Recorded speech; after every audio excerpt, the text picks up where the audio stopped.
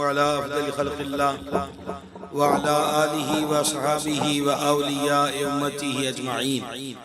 سرور عالم شفیع اعظم رحمت عالم صلی اللہ تعالی علیہ وآلہ وسلم نے ارشاد فرمایا زینوا مجالسکم بالصلاۃ علیہ، اپنی محفلوں کو ہماری ذات اقدس پر درود شریف پڑھ کے خوبصورت بناؤ. تمہارا درود پاک پڑھنا قیامت کے دن تمہارے لیے نور ہوگا. ہم سب مل کر بارگاہ میں ہدیہ الصلاۃ والسلام پیش کریں. الصلاۃ والسلام علیکہ یا سیدی یا رسول اللہ وعلی آلکہ وصحابکہ یا سیدی یا حبیب اللہ. عمومی طور پر ہم کہتے ہیں اللہ والے، ہمیں اللہ والوں سے محبت ہے. ایک تو حدیث و روایات میں اللہ والوں کی نشانی یہ بیان ہوئی کہ جنہیں دیکھ کر ہی اللہ یاد آتا ہے. دوسرا جو اس کے ہو جائیں، جنہیں ان کا قرب نصیب ہو جائے، جو اس کی بندگی سے سرشار ہو جائیں. ہمیں قرآن رہنمائی فرماتا ہے کہ ایسے لوگوں کے ساتھ اپنا ناطہ، تعلق اور رشتہ جوڑا جائے. رب العزت نے فرمایا وَكُونُوا مَعَ الصَّادِقِينَ، سچوں کے ساتھ ہو جاؤ. اور رب العزت نے ارشاد فرمایا وَابْتَغُوا إِلَيْهِ الْوَسِيلَةَ، اللہ کی طرف وسیلہ تلاش کرو. یہ آیت کا دوسری آیت کا دوسرا حصہ میں نے آپ کے سامنے پڑھا ہے. ایک تو یہ کہ سچوں کے ساتھ ہو جاؤ، دوسرا یہ کہ اس کی طرف وسیلہ تلاش کرو. علامہ اسماعیل حقی حنفی رحمۃ اللہ علیہ نے بڑی کمال کی بات لکھی. وہ لکھتے ہیں کہ یہاں وسیلہ سے مراد شیخ کامل ہے کہ کوئی جامع شرائط پیر کامل مل جائے تو اس کے ہاتھ میں ہاتھ دے دو کہ اس کے ہاتھ میں ہاتھ دینا تمہیں اللہ اور اس کے رسول کے قریب کر دے گا. تیسرا وہ دعا جو ہمیں نماز میں بھی مانگنے کی ترغیب دی گئی، اہدنا الصراط المستقیم، اے پاک پروردگار ہمیں سیدھے راستے پہ چلا. صراط الذین انعمت علیہم، ان کا راستہ جن پر تیرا انعام ہوا ہے. آپ غور کیجئے وَكُونُوا مَعَ الصَّادِقِينَ ہو، وَابْتَغُوا إِلَيْهِ الْوَسِيلَةَ ہو، اہدنا الصراط المستقیم صراط الذین انعمت علیہم ہو. یہ قرآن آپ کے سامنے پڑھا ہے کہ عرشوں کا مالک اپنے نیک صالح بندوں کے ساتھ لنک، تعلق اور وابستگی کا حکم دیتا ہے اور ترغیب ارشاد فرماتا ہے. یا ایک سوال پیدا ہوتا ہے کہ ضرورت کیا ہے صالحین، نیک اللہ والوں کی سنگت کی، ان کی ملازمت کی، ان کے ادب کی اور ان کی خدمت کی. یہ سوال صرف آپ یا میرے ذہن میں نہیں آتا بلکہ سید الاولیاء حضرت داتا گنج بخش فیض عالم رضی اللہ تعالی عنہ فرماتے ہیں کہ میں اپنے پیر و مرشد کو وضو کروا رہا تھا تو میرے دل دماغ میں بھی یہ خیال آیا کہ دیتا تو سب کچھ رب تعالی ہی ہے، پھر ان صالحین اور ان اللہ والوں کی نوکری کرنے کا مقصد کیا ہے. کوئی بات کی سمجھ آ رہی ہے؟ آپ کی توجہ ہے؟ یہ حضور فیض عالم ارشاد فرماتے ہیں کہ میرے دل و دماغ میں یہ خیال آیا داتا حضور اپنے مرشد کو وضو کروا رہے ہیں، میں اپنے شیخ کو وضو کروا رہا ہوں. تو جب یہ میرے دل دماغ میں خیال آیا تو میرے مرشد نے میری طرف نظر اٹھا کے دیکھا اور مسکرا کے فرمایا. حدیث پاک میں ہے مومن کی فراست سے بچو، مومن اللہ کے نور سے دیکھتا ہے. اور حضرت رومی مثنوی میں فرماتے ہیں کہ یہ جو اللہ والے ہوتے ہیں یہ دلوں کے جاسوس ہوتے ہیں. تو داتا حضور فرماتے ہیں کہ مرشد نے میری طرف نظر اٹھا کے دیکھا اور فرمایا اے علی حجویری، دیتا تو سب کچھ پاک پروردگار ہی ہے، پر جب اس نے کسی کو منزل مقام عطا کرنا ہو تو وہ اس منزل کو اپنے دوستوں کی خدمت میں رکھ دیتا ہے۔ اللہ والوں کو ہم کیا مانتے ہیں؟ بھائی صاحب آپ تیسری چوتھی بار ایسا کر رہے ہیں، بڑی معذرت ہے۔ اگر آپ کا وقت ختم ہو گیا تو جتنی باتیں میں نے کہہ دی وہ بہت ہے۔ بے توجہی سے سننے سنانے کے عادی نہیں ہے، بڑا لمبا سفر کر کے پہنچے آپ کے پاس۔ اللہ والوں کو ہم الہ نہیں مانتے، وہ معبود نہیں ہے، وہ معبود کے بندے ہیں، وہ مسجود نہیں ہے۔ لیکن اللہ والوں کا کام یہ ضرور ہے کہ جس بندے کو سجدوں کی دولت نصیب نہ ہو، وہ اپنے قول سے، عمل سے، تربیت سے اسے رب کی بارگاہ میں سجدے کرنے والا بنا دیتا ہے۔ اب آپ دیکھیں کہ حضرت باجری بستامی رحمۃ اللہ علیہ، فاسقہ عورت گانے گاتی ہے، لوگ اس کے گانے کے رسیا ہو گئے، رات کو خوب اس کے ہاں رونق میلہ ہوتا ہے۔ اللہ والوں کی یہ ذمہ داری رہی ہے کہ وہ رب کی ڈیوٹی دیتے ہیں اور ارد گرد کے ماحول میں جہاں کہیں خرابی پیدا ہو وہ اس کی اصلاح کی کوشش کرتے آئے۔ چنانچہ حضرت بایزید علیہ رحمت نے بھی اس کو طلب کیا، یوں کہہ لیجئے اس کی رات کا بول لگا دیا، اور جب وہ آتی ہے تو آپ فرماتے ہیں وضو کر، تو وہ کہتی ہے کہ وضو کرنا تو میرا کام نہیں ہے، مجھ سے سرگر کی باتیں کریں اور گیت سنیں اور رات کو رنگین بنائیں۔ تو فرمایا یہ تو ریٹ لگانے اور خریدنے والے کی مرضی ہے کہ وہ کام کون سا لیتا ہے۔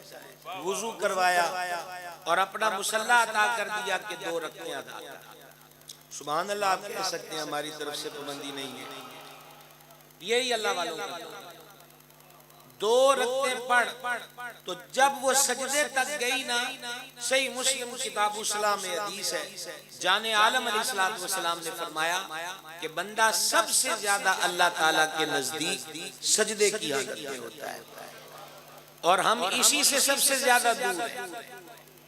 ہم اور سورس ڈھونڈ رہے ہیں اور ذرائع ڈھونڈ رہے ہیں، ہمیں پامسٹر چاہیے جو فٹافٹ ہمارے ہاتھوں کی لکیریں دیکھ کر ہماری تقدیر کا تعین کرے، یا ہمیں کوئی حساب لگانے والا بابا چاہیے، یا ہمیں کوئی اونچے اونچے دعوے کرنے والا بندہ چاہیے۔ آج ہم درویشی اور فقیری کے روپ کے اندر بھی من چاہا بابا تلاش کرنا چاہتے ہیں، من چاہا درویش چاہتے ہیں۔ بھائی بابا تو بابا فرید ہے،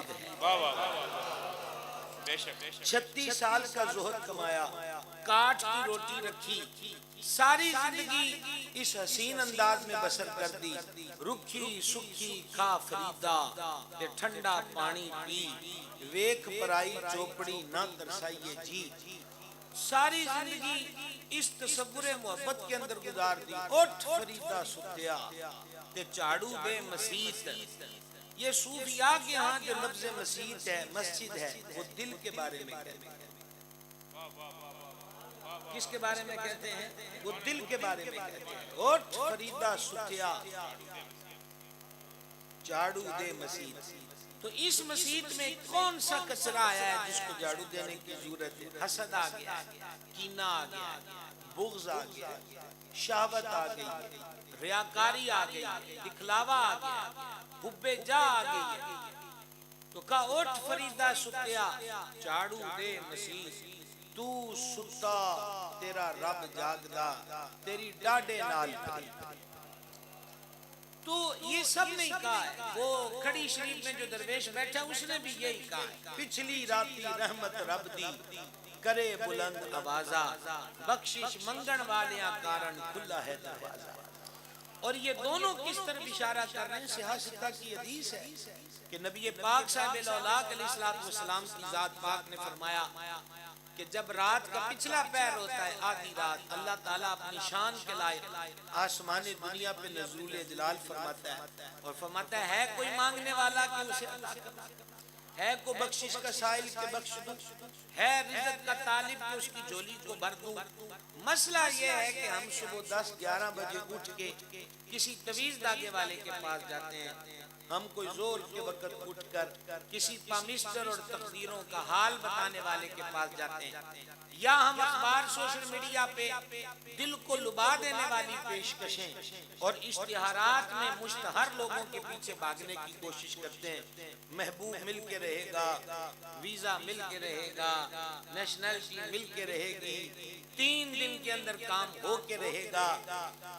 بھائی صاحب لمبے پینڈے کر کے کرائے بھاڑے خرچ کے اور ان لوگوں کی ڈیمانڈز کو پورا کر کے نتیجہ پھر زیرو پہ ہے، تو اس سے بہتر نہیں ہے کہ بس ادھی رات اٹھ کے وضو کر کے اس پاک پروردگار کی بارگاہ میں سجدہ کیا جائے کہ جس کے بارے میں سرکار نے خبر دی ہے کہ بندہ سب سے زیادہ رب کے نزدیک سجدے کی حالت میں ہوتا ہے۔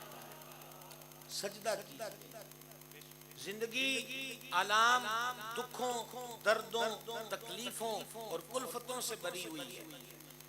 وہ کسی اللہ والے سے کہا حضور بڑے ہی دکھ نے زندگی، دونوں نے بڑا ہی کمال کا جواب دیا، مجھے نہیں پتا آپ کہاں تک سمجھتے ہیں کہاں تک نہیں سمجھتے۔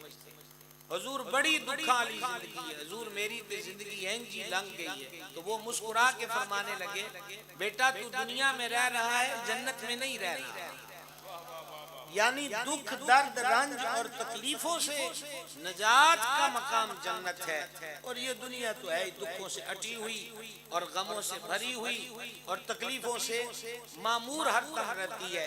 بہرحال ہم اللہ تعالیٰ سے عافیت کے سوالی ہے۔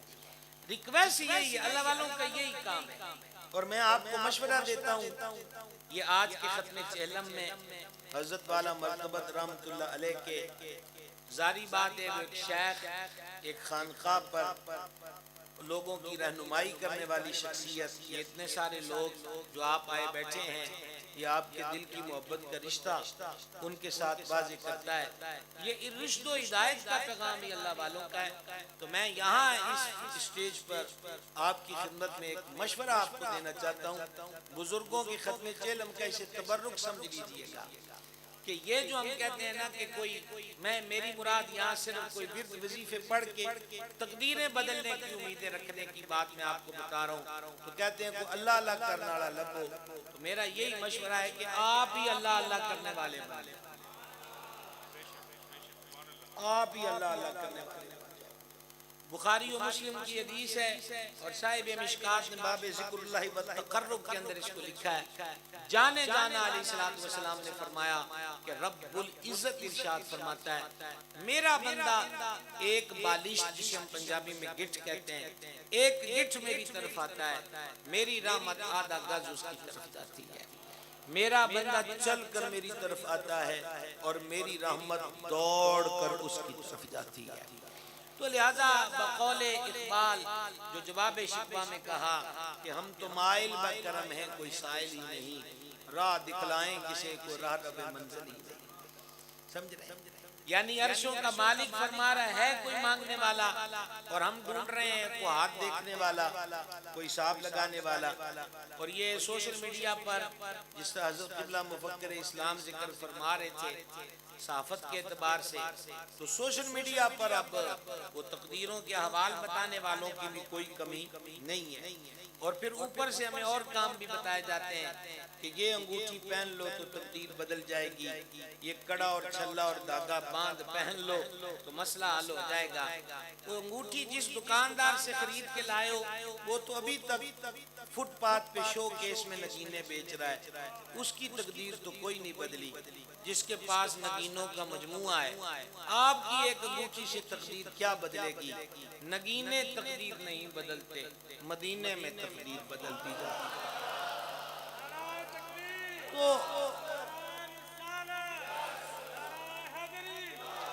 تو تاجدار مدینہ صلی اللہ تعالی علیہ وآلہ وسلم کی ذات پاک سے تعلق اور وابستگی جو ہے اس کو ترجیح دی۔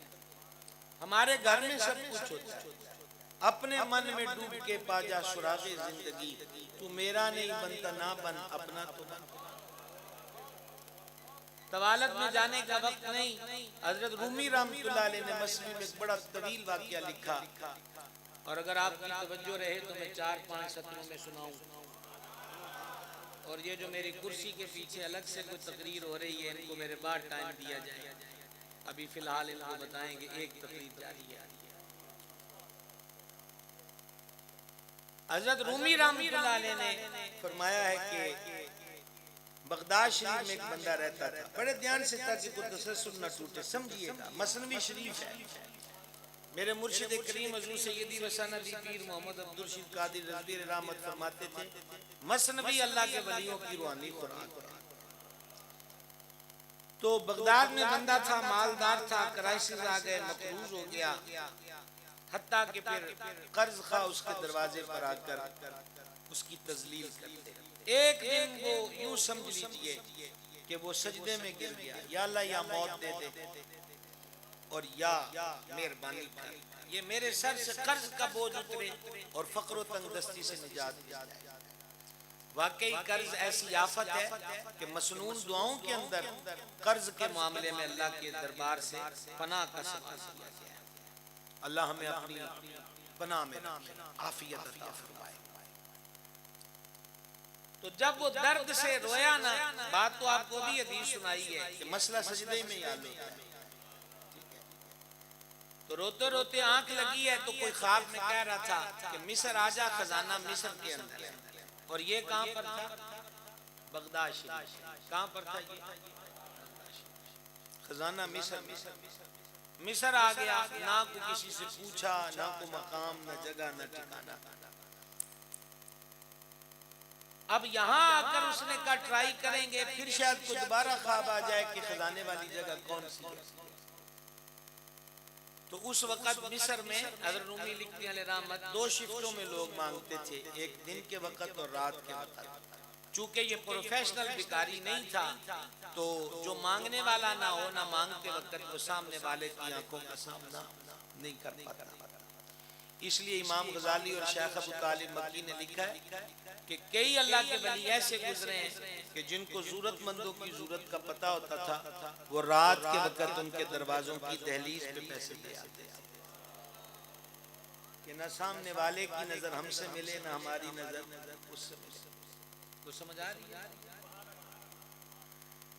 اب یہ ہوا کہ وہ رات کو مانگنے لگا۔ اتفاقیہ بات یہ کہ ان دنوں میں مصر میں چوری، رازنی اور ڈکیتی کے واقعات زیادہ تھے۔ بادشاہ ہنگامی میٹنگ کر چکا تھا پولیس والوں سے، اور اس نے کہا اب کوئی مصر میں چوری ہوئی تو ہاتھ میں تمہارا کاٹوں، کوتوال کا۔ پولیس ایکٹیو ہو گئی اس دور کی، اور یہی بندہ پہلے دن ہتھے چڑھ گیا۔ نہ کوئی قوائف ہے، نہ معلومات، نہ بغداد سے آیا کہ یہی چور ہے۔ سیدھے اس کو پکڑ کر اس دور کے تھانے میں لے گئے اور لاتیں، مکے، گھونسے اور ڈنڈوں سے استقبال کیا۔ بتا کب کب سے چوریاں کرتا، دیکھا آپ نے ایک نئی مصیبت میں پھنس گیا۔ اس نے شرطہ آفس کے سربراہ سے کہا جان سے مار دینا، پہلے ایک بات توجہ سے سن لو۔ پھر اس نے ساری کہانی سنائی کہ میں تو یوں درد کا مارا ہوں، اور مجھے تو خواب میں بتایا گیا کہ خزانہ مصر میں ہے، تو میں تو اس لیے میں کوئی چور نہیں۔ خواجہ صاحب نے کہا تھا کہ نفس پلیت پلیت چکیتا، اسا ازلو پلیت ناسے ہاسے خاسے۔ تو وہ جناب جب اس نے کہا کہ وہ خزانہ تو میں اس کے لیے ہوں، میں چور نہیں ہوں، تو وہ پولیس کا سربراہ سر پہ ہاتھ رکھ کے بیٹھ گیا، کب پاگل ہو گیا؟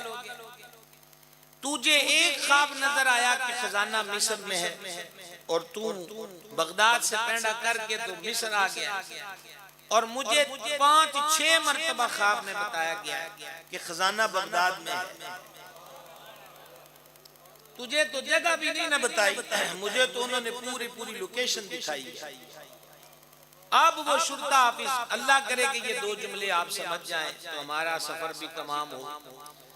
اس نے کہا کہ ایسی گلی ہے، وہ گلی اسی کی تھی۔ آگے سمجھانے کے لیے جملہ بول رہا ہوں کہ سیدھے جاؤ تو سجے پاسے نیلے رنگاڑا بوا ہے، وہ بھی اسی کا گھر تھا، یہ جو بغداد سے، اور کہا اندر جائیں تو یہ، اور پیچھے برآمدہ اور پیچھے کمرے ہیں، تو وہ بالکل اس کے گھر کی منظر کشی تھی۔ تو کہا وہ جو نکر والا کمرہ ہے وہاں پر خزانہ ہے. واقعہ مکمل ہو گیا. رومی علیہ رحمت نے نتیجہ کیا نکالا کہ صرف ایک آواز پہ لمبے پینڈے کرتا ہے, لوگوں کے مکے جوتے گونسے اور دھکے کھاتا ہے, گھر میں جھانک کر کیوں نہیں دیکھ لیتا کہ خزانہ گھر کے اندر ہی موجود ہے. بلے شاہ آسمانی اونڈیاں پھاڑنا ہے. آئی سمجھ کے؟ اب بھی نہیں آئی. اب آپ کو کس بات کا ترجمہ کر کے دیں گے؟ سمجھ آئی؟ مسئلہ یہ کہ ہم اس جال سے نکلنا ہی نہیں چاہتے. جس قید و بند کا ہم خود شکار ہو گئے ہیں, اس قید و بند سے ہم نکلنا نہیں چاہتے. ذہنی غلامی کا شکار ہو گئے. میں اچھے بھلے طریقت سے جڑے لوگوں کو دیکھتا ہوں کہ وہ ٹھیک ٹھاک, میری مراد ٹھیک ٹھاک سے کہ صاحب نسبت پیر خانہ ہوتا ہے, لیکن ان کے مرید بھی وہ انہی مشہوریوں کے پیچھے لگ کے وہ کسی کالے جادو والے کے پاس اور خود ہی ایک بت بنا کے پوج رہے ہوتے ہیں کہ کالے جادو کی کاٹ نوری علم دھیرے دھیرے کرتا ہے, کالے میں پاور ہوتی ہے. بھائی وہ پاور کی بات اور کاٹ کی بات بعد میں ہے, تو کبھی تنہائی میں بیٹھ کے اتنا تو سوچ کہ ایمان کے سارے سفید چہرے کو کالا کر بیٹھا ہے, نور کو کمزور سمجھنے لگ گیا ہے. رحمان جل شانہ کی طاقت اور پاور کو کمزور سمجھنے لگ گیا. یہ ساری کالے جادو کی پاوریں جتنی بھی ہیں, اس کا جو مرکز ہے وہ ابلیس ہے, اور ابلیس کو بھی یہ انرجی اور پاور اللہ تعالیٰ کی طرف سے ملی ہے. وہ خود تو اس کا مالک نہیں ہے, تو پوری شیطانی قوتیں کالے جادو کی پاوروں کا جو مرکز ہے وہ ابلیس ہے. یہ ہو گیا کالا. اور دوسری طرف ایک نوری کی بات بتاؤں, جانے جانا علیہ السلام نے سرکار فاروق اعظم رضی اللہ عنہ سے فرمایا, عمر شیطان تو تیرے سائے سے بھی ڈر کے بھاگ جاتا ہے. سرکار کے تو ایک غلام کے پرچھائی سے شیطان ڈرتا ہے, اور ہم یہ تصور بنا بیٹھے ہیں بیان میں نقطہ توحید تو آ سکتا ہے, مگر تیرے دماغ میں بت خانہ نہ ہو تو کیا کہیے. اس بت خدے کو اور بت خانے کو صاف کرنے کی ضرورت ہے. چلیں جی وہ بات کمپلیٹ کریں اور وما علینا کا حسین سبق پڑھیں. وہ سجدے میں چلی گئی شہر بستام کی گانے والی. اب سننا جو میں آپ کو کہہ رہا ہوں, اللہ والوں کی ڈیوٹی کیا ہے. ادھر وہ سجدے میں گئی ہے, ادھر حضرت نے ہاتھ اٹھا دیا. درد دیکھیں اللہ والوں کا درد. ہاتھ اٹھا کر کہا مہربانا یہاں تک لانا میرا کام تھا.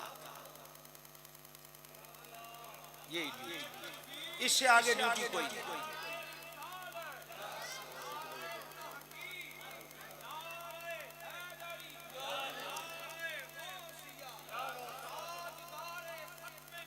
زندہ باد مہربانا, زندہ باد مہربانا یہاں تک لانا میرا کام تھا.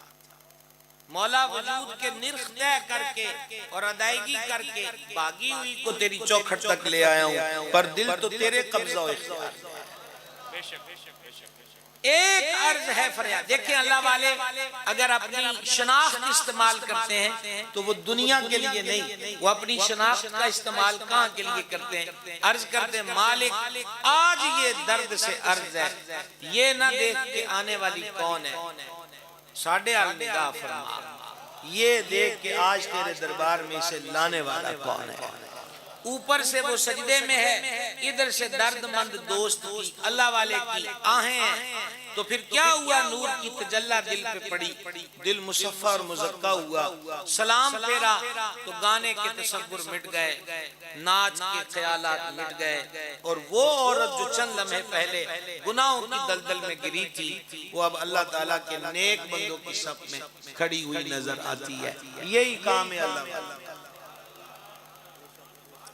سمجھا رہی بات؟ بڑے مشہور ولی ہوئے ہیں حضرت رحمت اللہ علیہ. ایسے ولی ہوئے ہیں جن کا تذکرہ سیدنا داتا گنج بخش فیض عالم رضی اللہ تعالیٰ عنہ نے کشف المحجوب شریف میں کیا. یہ بیمار ہو گئے, بادشاہ بھی ان کا عقیدہ تھا. اللہ والے جہاں بھی رہے بادشاہ یہی رہے. یقین نہ آئے تو چلے جاؤ, ابھی گاڑی پکڑو اور جاؤ داتا صاحب جا کے دیکھو بادشاہی کسے کہتے ہیں. میں اکثر کہا کرتا ہوں اپنے وطن کی بات کیجئے, پاکستان کی. پاکستان کے کسی بھی بڑے سے بڑے منچ پہ بڑا جمان شخصیت ہو, وہ چیف جسٹس ہو, آرمی چیف ہو, وزیر اعظم, صدر, گورنر, کوئی ہو, جب خبر لگتی ہے اخبار میں یا اس کی ویڈیو میں بیان کیا جاتا ہے خبر ناموں میں، تو کبھی بھی اینکر یا صحافی بولتا اور لکھتا یہ نہیں ہے کہ صدر صاحب دربار داتا تشریف لائیں، لفظ یہی ہوتے ہیں کہ صدر نے دربار داتا حاضری دی۔ میں آپ سے کیا کہہ سکتا ہوں، چوپ شاہ بندیاں نال ساڈا واہ پہ گیا ہے، کیا کہہ سکتا ہے، دل شکستہ لیے آئے اٹھائے تیری محفل سے کہ تیری محفل میں تو ہر بات پہ پابندی ہے۔ آپ سے کیا عرض کیا، اس جملے کا ترجمہ میں کیا کر سکتا ہوں جو آپ کو ابھی سنایا۔ تو کیا کہا کہ حاضری دی اور پھولوں کی چادر پیش کی، یہ کیوں نہیں کہا کہ تشریف لائے؟ نوکروں کی کیا اوقات ہے کہ مالکوں کی چوکھٹ پر آئیں تو اسے تشریف آوری کہا جائے۔ تو بادشاہی تو یہ اللہ غنی شان ولی راج دلوں پر، دنیا سے چلے جائیں پر حکومت نہیں جاتی۔ دو ہی چیزیں ہیں اس گیتی میں، ایک چیز یہی کہ بندگی میں وہ وہاں پہنچ گئے کہ جانے کے بعد بھی رونقیں ہیں، اور دیکھو بڑے بڑے چودھریوں کے دروازے بند ہو جاتے ہیں اور 4 سے 10 مہمان ہو جائیں تو ماتھوں پہ بل چڑھ جاتے ہیں۔ داتا کے دربار کے 4 جانب بھی دیکھیں کھڑکتی ہیں، ہے کوئی لنگر لین آ رہا ہے، کوئی لنگر لین آ رہا ہے، کوئی لنگر، یہ کیا ہے، یہ کیا نظام ہے، یہ کیا سسٹم ہے۔ اور پھر آپ یہ دیکھیے، میں نے کہا کہ دو ہی چیزیں ہیں جو جہان کے اندر بندے کو طور میں رکھتی ہیں، ایک یہی ہے جو ابھی عرض کر رہا تھا، اور ایک وہ ہے جو شاعر نے کمال کا جملہ لکھا کہ اونجوی مرنا ہے بری نظامی کسے دے نامے لگ کے مارے۔ کیا کہتے ہیں، اونجوی مرنا ہے بری نظامی کسے دے نامے لگ کے مار۔ اس کے لیے بھی آپ کو کوئی عرب یا عجم کا ویزا لینے کی ضرورت نہیں ہے۔ لاہور میں یہ مثال بھی آپ کو مل جائے گی، صرف میانی صاحب قبرستان جائیں، بڑے بڑے راجے مہاراجے، بڑے بڑے ملانر اور مال کے دھنی، قبریں مٹیاں گرد ہیں، سلیں اکھڑ گئی ہیں اور نشان مٹ رہے ہیں، لیکن اسی میانی قبرستان میں ایک تلخانہ دے منڈے دی قبر ہے۔ نہیں سمجھ یہ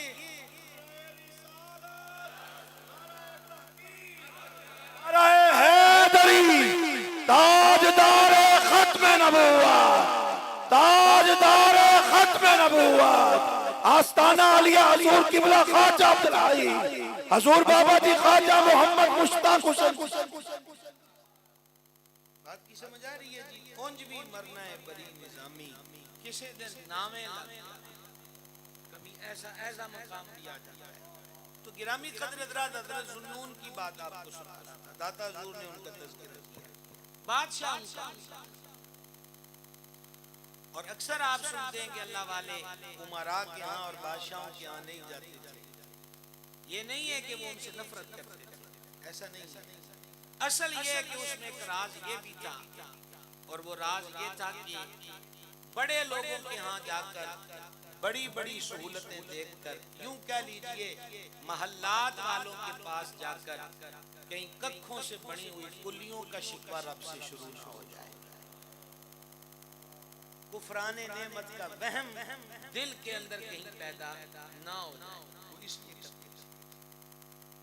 اور یہ چشتیہ سلسلے کی خانقاہ ہے، ایسا ہی ہے، ایسا ہی ہے۔ اور چشتیہ سلسلے میں ایک ایسا محبوب ہے کہ با ارشاد حضرت خواجہ عبدالقدوس گنگوہی علیہ رحمت جو صابری تھے، وہ فرمایا کرتے تھے، اللہ کرے مجھے کوئی آواز چشتیوں والی آئے، وہ فرمایا کرتے تھے کہ خواجہ نظام کی محبوبیت نے سلسلہ چشتیہ کو محبوبیت کا مقام بخش دیا ہے۔ 3 سے 4 بادشاہوں کا دور پایا ہے محبوب الہی رضی اللہ تعالیٰ عنہ۔ الحمدللہ میں بھی حاضر ہوں آپ کی چوکھٹ پر، دہلیز کو بوسہ دینے سے مشرف ہوں۔ خواجہ نظام محبوب ہے، محبوب ہے، اور چشتیوں اللہ توفیق دے تو ان کے ملفوظات پڑھو، فوائد الفواد شریف، کمال یہ ہمارے حضرت اللہ نے جو بھی مجھے لقمہ مرحمت کیا، اس لیے لائنیں بڑھ گئی۔ ویسے میں لائن سے نہیں اترا ہوں اور آپ کی اداسیوں میں زیادہ اضافہ بھی نہیں ہونا چاہیے کہ اس جہاں سے آگے جہاں اور بھی. ٹھیک ہے. تو حضرت محبوب الہی رضی اللہ تعالی عنہ مرید وہ بادشاہ جو تھے وہ آنے کے متمنی ہوتے تھے. خواجہ نظام فرماتے تھے تم اپنے محلوں میں رہو, تم نے اس فقیر کے پاس آ کے کیا کرنا ہے, ہم دعا گو. ایک بادشاہ کو زیادہ ہی عشق ہو گیا خواجہ سے, خوش بخت تھا جسے محبوب الہی سے عشق ہو جائے.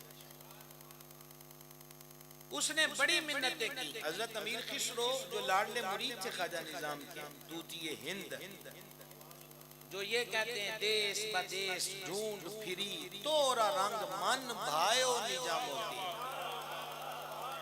سمجھائی؟ اور وہی کہتے ہیں خواجہ نظام سے کہ رنگ کی رنگائی جو تو مانگے.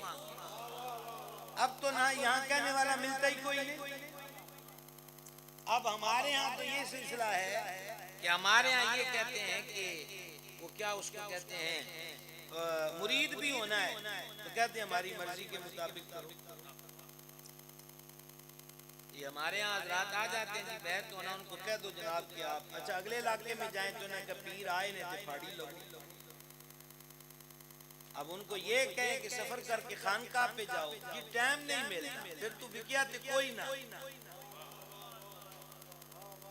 خواجہ کیا فرماتے ہیں, بلکہ حضرت امیر خسرو عرض کرتے ہیں رنگ کی رنگائی جو تو مانگے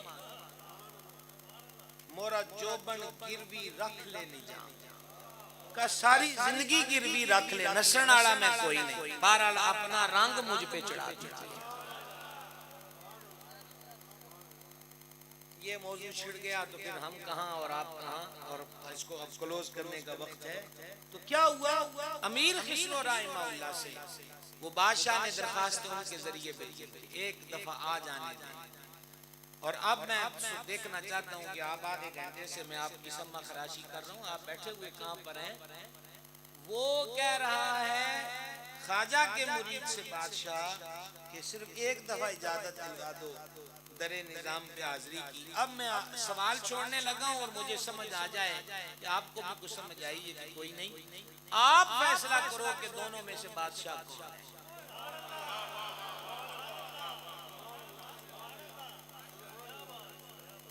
فیصلہ دونوں میں سے بادشاہ کون ہے. وہ جو ترلے کٹتا پیا ہے وہ ہے,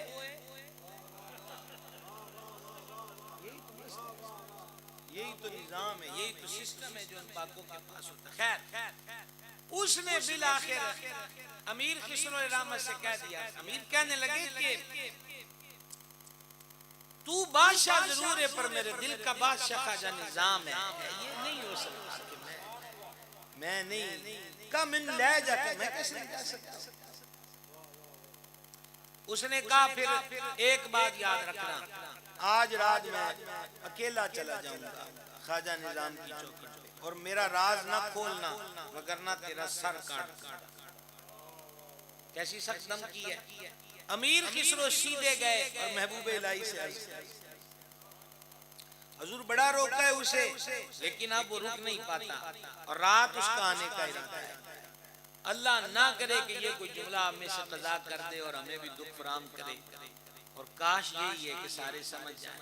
محبوب الہی نے خود نام کو فرمایا سواریاں تیار کرو پاک پتن چلنا ہے.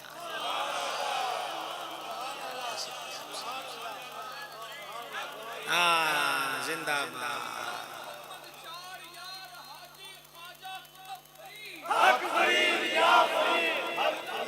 واہ واہ. اور اس کو میں اپنے ذوق میں کہا کرتا ہوں کہ محبوب الہی نے گویا یہ کہا کہ ہم اپنے بادشاہ کے پاس چلتے ہیں.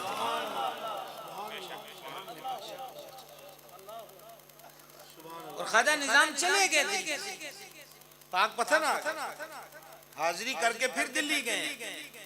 تو بادشاہ ہوا امیر خسرو سے غصے, کہا تجھے ذرا بھی ڈر نہیں لگا, تجھے پتہ نہیں ہمارا کہ گردنیں کاٹنا ہمارے لیے کون سا مشکل کام ہے. تو امیر خسرو نے کیا لاجواب جواب دیا. وہ کہنے لگے بادشاہ تو صرف جان ہی لے سکتا ہے نا, نظام سے تو میرا ایمان جڑا ہوا ہے, وہاں دھوکہ نہیں کر سکتا, وہاں دھوکہ نہیں کر سکتا، وہاں دھوکہ نہیں کر سکتا۔ یہ کام رہا اللہ،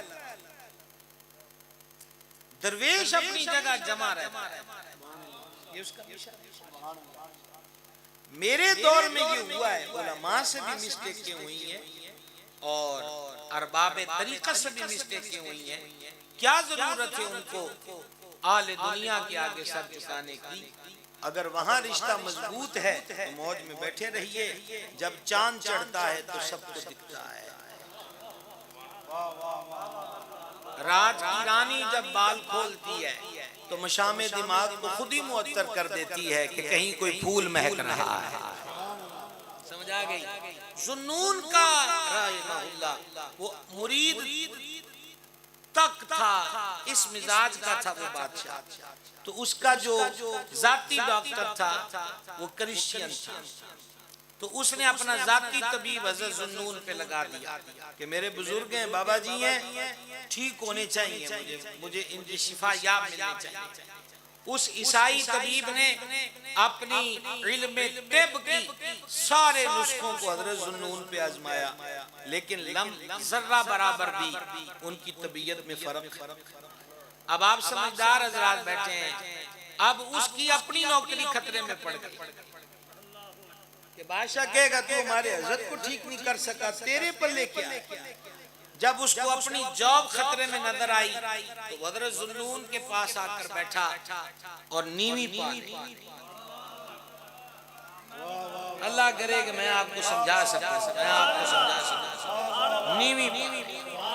اور آپ کو بھی ایک حدیث سنائی اور مسلمی کا ایک قول سنایا کہ یہ دل کی دنیا پڑھنے والے لوگ ہوتے ہیں۔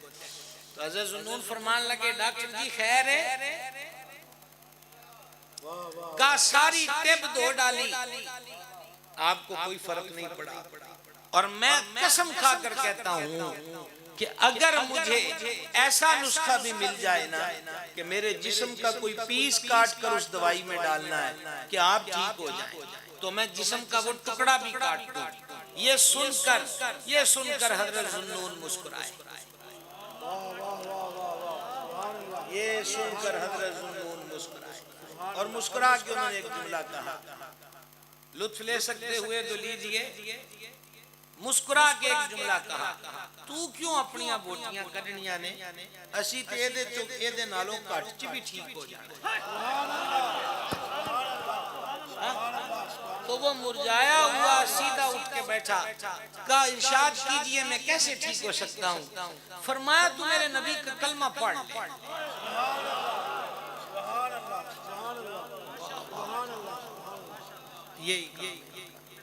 تو میرے حضور کا کلمہ پڑھ لے میں ٹھیک ہو جاؤں گا۔ اس نے یہ لفظ تھے نا، انہیں دن کی اس دوائیاں دیتیاں نے نا، آج بابے ایک پہلی پوری دیتی ہے نا، تو پہلی پوری سے افاقہ ہو گیا ہے، تو وہ الفاظ تاثیر کا تیر بن کے دل پہ لگے، اسی وقت اس نے کلمہ شہادت پڑھا۔ جب کلمہ شہادت پڑھا تو حضرت بھی اٹھ کے بیٹھ گئے، فرمایا جب تو مسلمان ہو گیا تو چیک کر اسی بھی ٹھیک ہو گیا۔ یہ کام ہمیشہ سے رہا ہے اللہ کے پیاروں کا، اس کے دوستوں کا، اس لیے ادھر سے بھی آرڈر ہے وَكُونُوا مَعَ الصَّادِقِينَ۔ پتا ہوندہ ہے نا کہ انال کلیاتی نہ کسی اور گلیچ نہیں ٹور دینا، کیا کہیں آپ؟ صراط الذین انعمت علیہم، پتا ہے نا کہ جو انالی روٹ تے ٹور پہ نا تے پٹھے پاسے نہیں جانتے، تو اللہ والوں سے یہ ربط اور تعلق ہے، باقی کوئی اور چیز نہیں ہے کہ خدا نہ خواستہ کوئی شرک ہو، کوئی کفر ہو، کوئی سجدہ ریزیاں ہوں یا انہیں معبود مانا جائے، یہ قطعاً کسی طریقے سے بھی اہل سنت و جماعت کا طریقہ اور وتیرہ یا نظریہ نہیں۔ ہم اہل سنت کو سیدی اعلیٰ حضرت امام اہل سنت الشاہ امام احمد رضا قادری قدس سر العزیز سی کی نسبت سے ہمارے نام کے ساتھ بریلوی یہ لفظ سن دینا تو عموماً یہ بول دے بریلوی یوں کرتے ہیں، تو کاش اعلیٰ حضرت کی کتابیں پڑھ لیں، فتاوی نظریہ کی 9ویں جلد ہی پڑھ لی جائے۔ سمجھ گئے نا، جس میں آپ نے مزارات پہ حاضری کے آداب. اعلیٰ حضرت تو فرماتے ہیں کہ 2.5 گز یا 1.5 گز مزار سے دور کھڑا رہے، اور پھر یہ کہ مزار کو چومنا چاہیے. تو آپ نے جواب جو لکھا ہے نا وہ سارے مسئلے ہیں، وہ مقدی مکان والی گل ہے. فرما ایک ہے محبت اور ایک ہے ادب. محبت کہتی ہے کہ جفا مار لئیے، ادب کہتا ہے ہاتھ پیچھے کر، اس قابل ہے، اس قابل ہے کہ یہاں ہاتھ لگا سکے، تیرے ہونٹ اس قابل ہیں کہ بوسہ لے سکے، پیچھے ہٹ. تو امام اہل سنت نتیجہ نکالتے ہیں فقیر کے نزدیک احوط ادب ہی ہے. احتیاط کس میں ہے؟ ادب ہی کے اندر احتیاط ہے. تو اللہ تعالیٰ عزت والا مرتبت کے درجات بلند فرمائے. صاحبزادگان ہیں، دعا گو ہیں کہ پیڑھی در پیڑھی بزرگوں کا یہ سلسلہ چلا آ رہا ہے. اللہ تعالیٰ اس خانقاہ کی شمع کو ہمیشہ روشن رکھے، پروانے آتے رہیں، مستفید اور مستنیر ہوتے رہیں. اور آپ حضرات کی خدمت میں بھی گزارش ہے، اللہ والوں کا درد سینوں میں بسائیے اور لوگوں کی اصلاح کا سبب بنائیے. کسی بے نمازی کو نمازی بنائیے. یہ دوستیاں کوئی نہیں ہوتی کہ چلو برگر کھائیں، شوارما کھائیں، لیکن دوستی یہ بھی ہے کہ جب نماز کا وقت ہو جائے تو اس کو کہ چلو یار ان اپنا سارے نے اٹھ کے نماز پڑھیں. کیوں بھائی صاحب سمجھائیے بات. جو قرآن اب تک نہیں پڑھتا، آپ کی 10 سالہ یاری رفاقت ہے، توڑے ہوندیاں بھی توڑا سجن قرآن نہ پڑھتا ہو تو دوستی تو کوئی نہ ہوئی. اس کو تلاوت قرآن پہ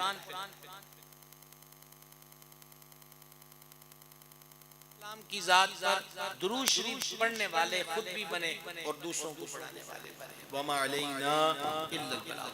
سارے دوست احباب